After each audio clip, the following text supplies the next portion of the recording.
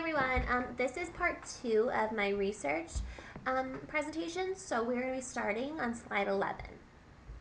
Okay, describe the study and how it was conducted.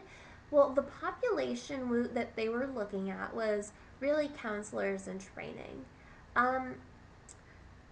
There wasn't really a study done per se, but it was looking at I guess you could say the article was definitely like a strategic handbook, and it really explained how to use these analogies. It kind of went into detail for the supervisors, and basically it says that a supervisor should read or explain this analogy to the supervisee. From there, we'll be able to see how the supervisee is feeling, how what their mentality is towards these stories and essentially these issues. From there, it's going to bring a new understanding, and the overall idea is that these representations, they're a good introductory function to these social issues, and we're actually bringing about seeing them in a different light. There was no data collected during this article, which I kind of felt was a downfall for it, and I think in part because there was no studies done at the time of this writing. I'm sorry, we're on slide 13. There's a few points being made. One, that experiential therapy can be used to enhance counselors' self-awareness. This allows for vicarious learning in that we as budding counselors and any other counselors or people for that matter can use these to learn a valuable lesson and learn about these social issues through these narratives. Another point being made was increased self-awareness. It's going to aid in counselors understanding how their biased beliefs and prejudices are going to affect their counseling sessions. And lastly, the point being made, it talks about experiential teaching strategies and how they're more emotionally engaging. Essentially, using this method and using these narratives, or in our case, analogies, it really tugs at your heartstrings in a different way, makes you see these social issues from a different perspective. Are the points being made valid or important for counselors? Absolutely. I think that if we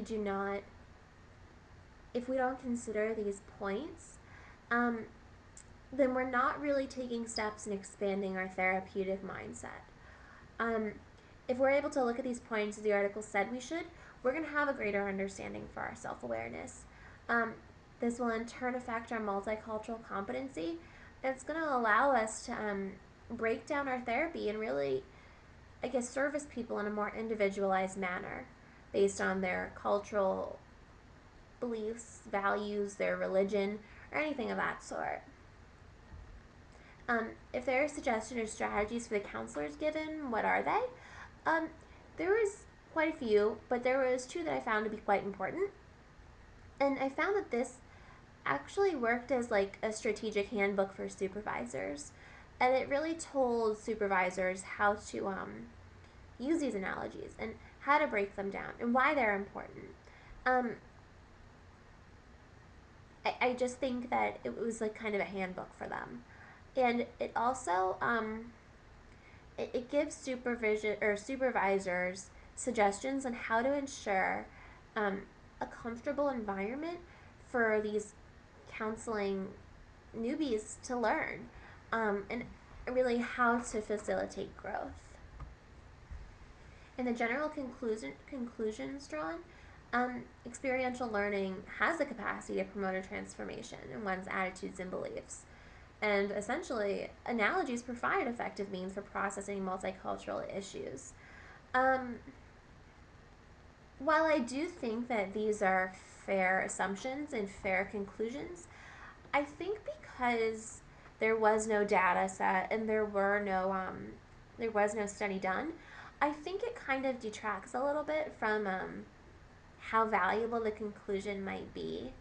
And I do think that the conclusions answer all the research questions, but as I said before, I think that if there was some data, I'd be more inclined to believe it, I guess. Yeah. The conclusions, they really looked at informing school counselors. They really brought up the idea of the constructivist theory. and how counselors and teachers alike can use analogies to really help children in the educational system um, to interpret different beliefs. And this is done by adding their new information with their pre existing conceptions. And from there, they're going to have new interpretations of the world around them. Um, and would this article be useful for counselors in training? This article is for counselors in training, essentially. Or, well, it's for supervisors, but they're being used by counselors in training. Um, because we really need to work on our own multicultural competency, I think that this is a way in which we can individually do so, and in some ways attempt to immerse ourselves in some of these cultural and cultural and societal issues. The author mentioned two types of research that could be done from this article. One being that he would like people to focus on the effectiveness of using analogies in the individualized supervision. He also wants people to our future researchers to look at the idea of, researching the effectiveness for group supervision.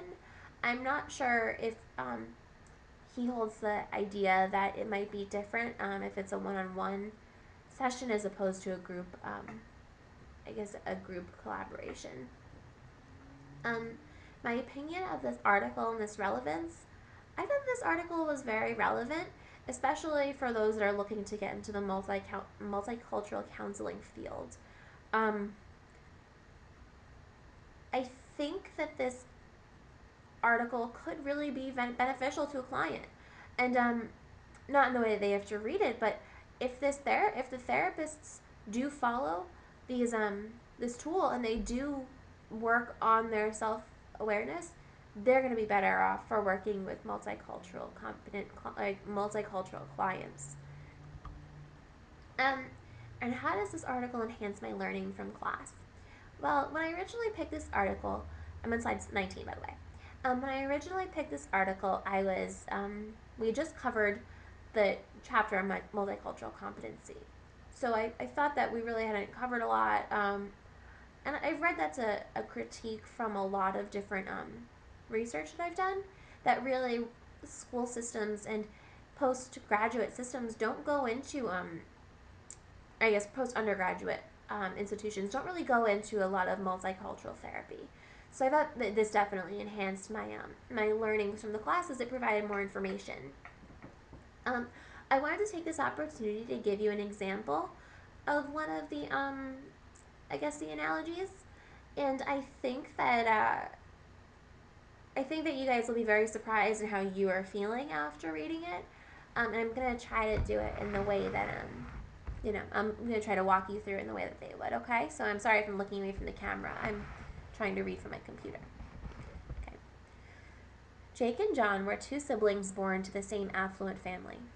John was able to convince their father to leave the family inheritance to him and to disown Jake by sharing horrible lies about Jake's character.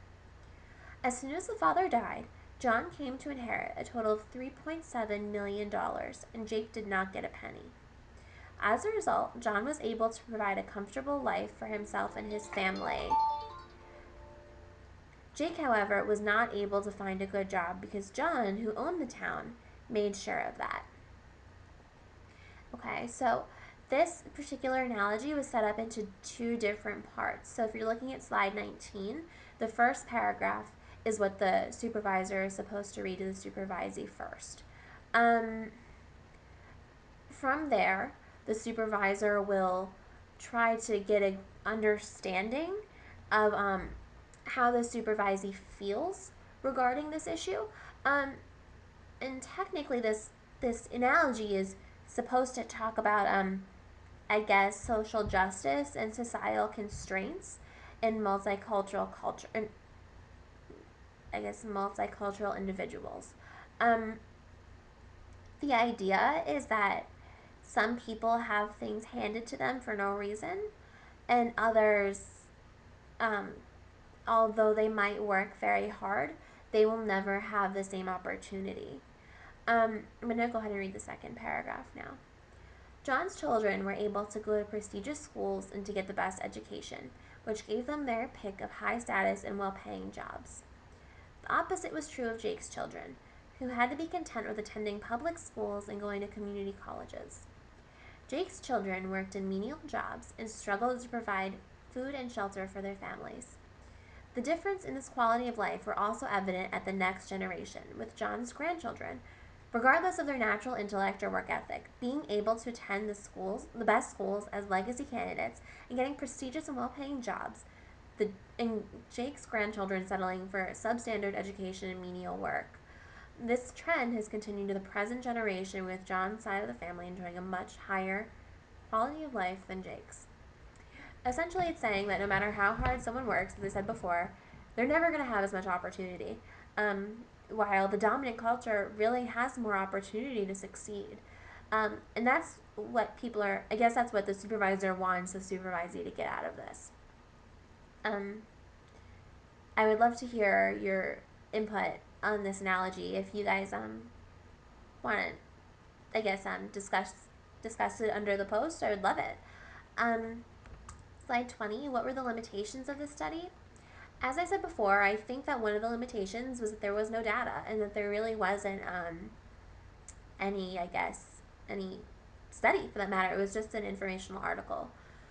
I didn't realize that until I had looked at the PowerPoint questions. And I was just a little bit concerned. It was like, oh, there's no data. How do I kind of have to take this at face value, because I have to assume that the writer of this article is correct in his assumptions. So I think that if there was some data included, it would have been a very strong article. And the strengths, I mean, I think this is a great tool that we can use. I just am questioning the validity of it because there has been no data. Anyway, I hope you enjoyed my presentation. I can't wait to hear from you guys. And as I said before, I'm going to attach the link of the article. And I would love it if you guys would read it. I think that you'll really enjoy it. Thank you very much. Have a great night, guys. Bye.